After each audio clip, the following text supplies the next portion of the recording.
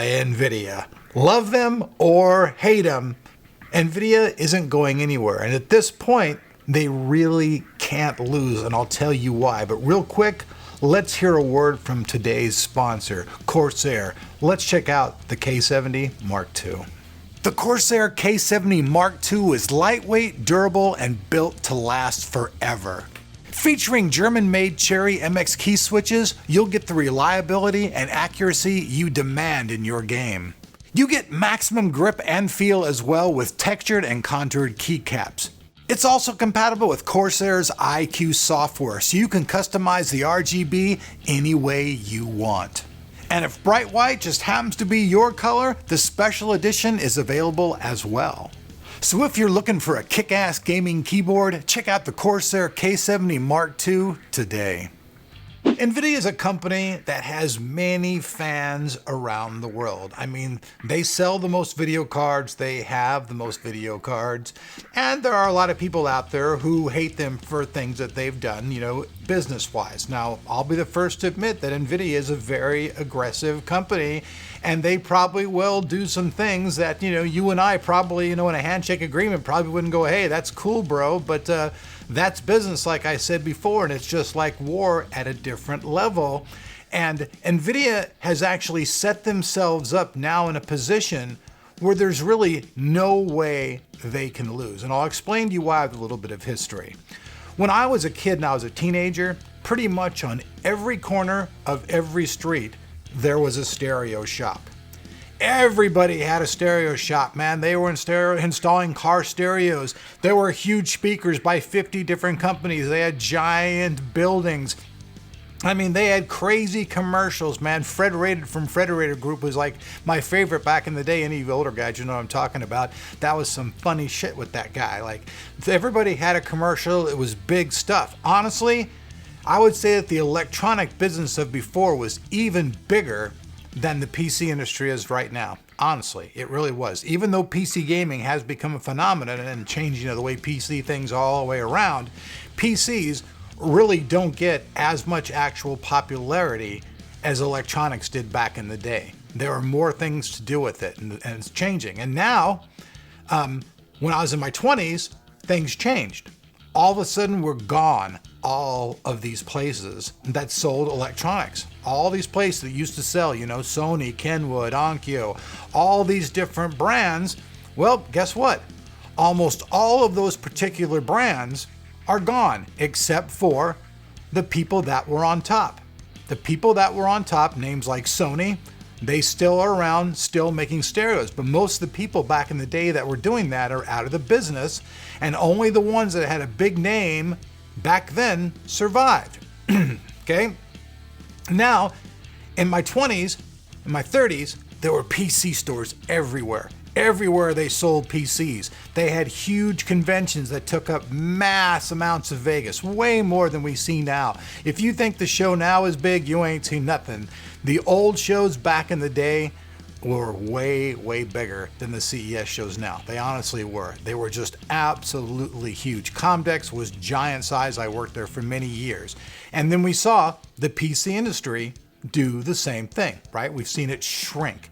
No longer are there a gazillion companies out there making PCs. There are a handful. There are a few out there, but there's nowhere near as many as they used to be. A lot of companies just fell by the side of the road. Gateway is one of them. I mean, you know what I'm talking about. A lot of companies just went away. And now you can only buy really PC stuff at a very, limited amount of places. You can get some at like a Walmart. You can get some at Amazon. You can get some at Fry's Electronics. There's a few places out there, but no longer are there like, PCs being sold and PC parts being sold, especially dedicated places for selling PC parts. That stuff's all gone to the wind. You've only really got very limited amount of those stores around now. And the PC industry is still shrinking. Now, as we go into the future, the reason that NVIDIA is not going to be able to lose is they've already positioned themselves right now as the number one company. Right now, like I said, love them or hate them, NVIDIA is number one. The new RTX cards that have come out, almost all the pre-sales have sold out already. They're almost all completely gone. Now, You guys have heard about a vacuum, right? And the reason this is happening is even if these cars, aren't the greatest thing, since flavored soda, you know what I mean? They're not like the invention of the wheel. There's been no new technology for so long that people are like, just screw it. I just want to buy it to have it because hell, it's something new. And the people who got the cash flow to do this, well, hey, they're going to go ahead and they're going to buy these cars regardless of whether they're better, they're faster, or any of that other stuff. And the reason there's this vacuum is because AMD hasn't come up with anything that's really competitive to them whatsoever. The only competition that NVIDIA has at this point is NVIDIA. On the real, NVIDIA is their only competition. You know what I mean? The only people they're competing with are themselves. And we can tell by this launch, at least I can tell by the launch, the way things are going, that these cards probably are just a stopgate. NVIDIA had to release something. People are bored with the other cards. So, they needed to get something out to the market, and they did. And in the future, as the market completely shrinks and shrinks and shrinks, we're probably only going to see these companies maybe forever, and there may even come a time, I hope it never happens, but there may even come a time when NVIDIA is the sole game, where they're the people making video cards, chips, and everything else. You don't know really how the future is going to pan out, but at this point, there's no way that unless something drastically happens, that NVIDIA can fail. They're ahead now. They'll be ahead for a long time in the future. And on the note of, technology, taking longer and longer and longer, I've been kind of thinking about this, how to word this exactly, but really before, the aliens landed, however we made these great technical breakthroughs, in the last few years, before that, technology didn't jump ahead of itself that much. Honestly, like we're all really mad because it took, 2 years to get new video card from NVIDIA. But think about it. How many thousands of years, probably literally, did technology not even move an inch? The same horse-drawn buggy, same wheel, same chassis, same stuff, all pretty much stayed the same. Nobody really came up with anything new. It wasn't like, hey man, check out this new, horse-drawn carriage. I did. It runs smoother. It does this. I'm sure there's probably a little bit of that going on, but there was never anything like, super blown changes within that stuff. So we've become spoiled as a people because we're so used to getting things, bam, bam, bam with this new technology all the time. Well, check it out, folks. The technology in the PC world is going the way of electronics.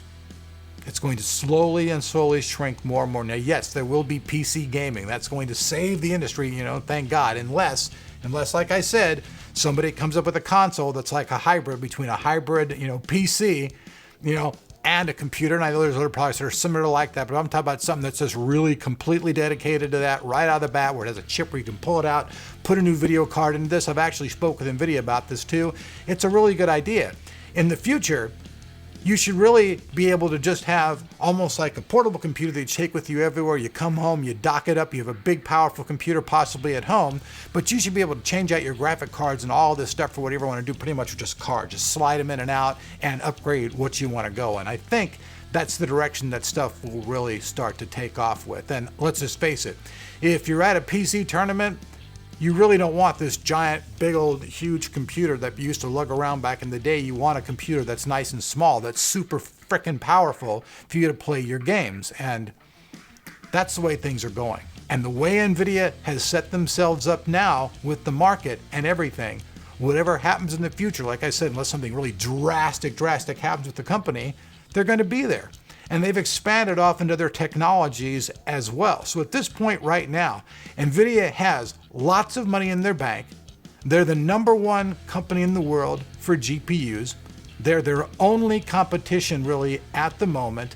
And they're actually having to hamstring themselves probably in order to not create a big giant market vacuum that, AMD can't compete with at all. Because like I said before, if NVIDIA really did release some card, let's just face it, that just did everything so just super awesome that AMD couldn't even hold a candle to it, that would really affect AMD's business big time bad. It would hurt them. And I don't really think that that's the way things are going to go.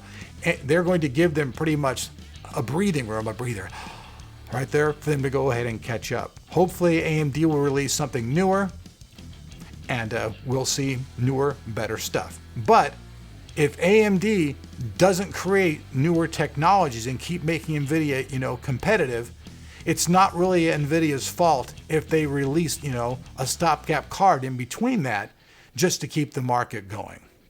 Like I said, at this point right now, they can't fail. Hell, people don't even know what their new cards do, and they already bought them all. See what I mean?